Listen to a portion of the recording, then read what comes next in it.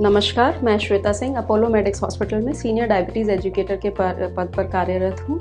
आइए आज हम बात करेंगे कि इंसुलिन को किस तरीके से लगाया जाना चाहिए और उससे संबंधित मुख्य जानकारियाँ जो आपको पता होना बहुत ज़रूरी है।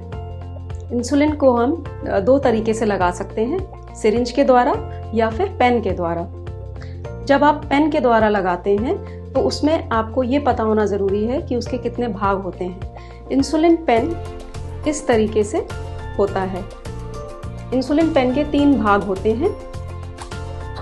पहला, इंसुलिन पर लगाई जाने वाली सुई जो कि 4 mm और 5 mm की लेंथ में अवेलेबल होती है। दूसरा, इंसुलिन कार्ट्रिज या इंसुलिन की रीफिल। और तीसरा हिस्सा होता है डोज डायलर, जिससे डोज को सेट किया जाता है। आइए आपको बताते हैं कि इंसुलिन पेन को इस्तेमाल करने के क्या प्रॉपर स्टेप्स होते हैं। सबसे पहले इंसुलिन पेन की सुई को उसका कवर हटाने के बाद हम फिक्स करते हैं। इसका ऊपरी बाहरी प्लास्टिक का हिस्सा हमें डिस्कार्ड करना होता है। इसके बाद अपर कैप निकालकर हम सबसे पहले प्राइमिंग करते हैं, जिसके लिए आपको एरो के सामने, पेन में दिया गया एरो, उसके सामने आपको 2 यूनिट तक सेट करना होता है, ताकि आप ये चेक कर पाएं कि इंसुलिन फ्रीली फ्लो हो रही है या नहीं। इस तरीके से। इसके बाद आप अपने पेन को रोल करिए हथेलियों के बीच में कम से कम 10 बार। बहुत धीरे, बहुत तेजी से ना करें, इससे इंसुलिन का स्ट्रक्चर डिस्टर्ब हो सकता है। उसके बाद जो भी निर्धारित डोज आपके चिकित्सक ने आपको बताई है वो आपको सेट करनी होती है। उसको सेट करने के बाद आपको upside down thumbs up position में अपने इंसुलिन पेन को होल्ड करना है। यही सही तरीका होता है। आप अपने इंसुलिन को पेट में या जांघ में इंजेक्ट कर सकते हैं।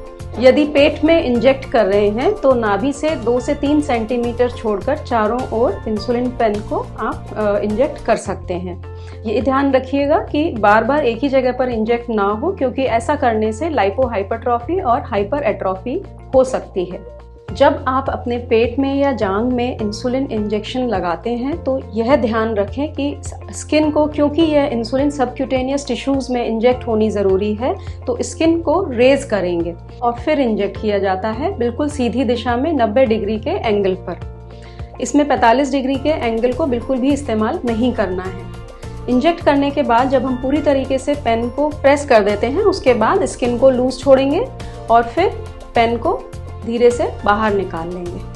बाहर निकालने के बाद आपको अपनी नीडल को ओपन करना है। ओपन करने के बाद शार्प्स कंटेनर में डिस्कार्ड करेंगे और फिर पेन को फ्रिज में डोर साइड पर मिडिल कंपार्टमेंट में स्टोर करेंगे, जिसका टेम्परेचर 2 to 8 डिग्री सेंटीग्रेड के बीच में मेंटेन रहना चाहिए। यदि घर में शार्प्स कंटेनर नहीं है तो आप इसको किसी भी प्लास्टिक कंटेनर में सारी नीडल्स को कलेक्ट कर लें। जब वो फुल हो जाए तो आप उसको सेपरेटली डिस्कार्ड करें, सो दैट आपके गार्बेज कलेक्टर को किसी भी तरीके की इंजरी होने का रिस्क ना रहे। याद रखिए, इंजेक्शन लगने से पहले या बाद में स्किन को रब या मसाज ना करें, ना ही स्किन को दबाने की कोशिश करिए। डायलर वापस 0 पर आए यह ज़रूर चेक करें। अगर 0 पर नहीं आया है, इट मीन्स आपकी इंसुलिन ठीक तरीके से डिलीवर नहीं हुई है। याद रखिए, इंसुलिन पेन को फ्रीजर में या गर्म जगह पर बिल्कुल ना रखें। इससे इंसुलिन का स्ट्रक्चर ब्रेक हो जाता है और इंसुलिन बेअसर हो जाती है। जिस जगह पर इंसुलिन को हम इंजेक्ट करते हैं उस जगह को हमेशा बदलते रहना चाहिए। एक ही जगह पर बार बार लगाते रहेंगे, जैसा कि हमने बताया था, लाइपो हाइपरट्रॉफी और हाइपर एट्रॉफी होने का रिस्क रहता है, यानी गांठें बन जाती हैं जो कि पेनफुल होती हैं और इंसुलिन ठीक तरीके से एब्जॉर्ब नहीं हो पाती है। आवश्यकता पड़ने पर डायबिटीज़ एजुकेटर या हेल्थ केयर प्रोवाइडर से संपर्क करें।